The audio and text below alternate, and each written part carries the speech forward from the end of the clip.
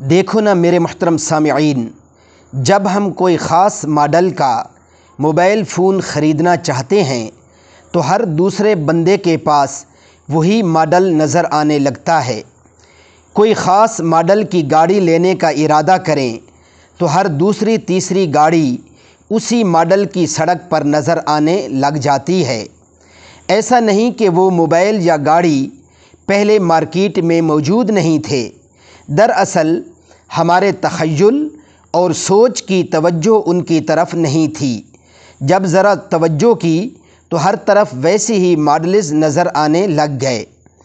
اسی طرح ہمارا ذہن اگر مثبت سوچ سوچنے لگ جائے تو ہمیں ہر طرف مثبت ہی نظر آنے لگے گا، ماحول بھی ہمیں مثبت انرجی مہیا کرنے لگے گا، مثبت سوچ والے لوگ ہمارے قریب ہونے لگیں گے اور ہماری ذات سے مثبت وائبز جنریٹ ہونے لگیں گے، جس سے دوسرے بھی فائدہ اٹھائیں گے۔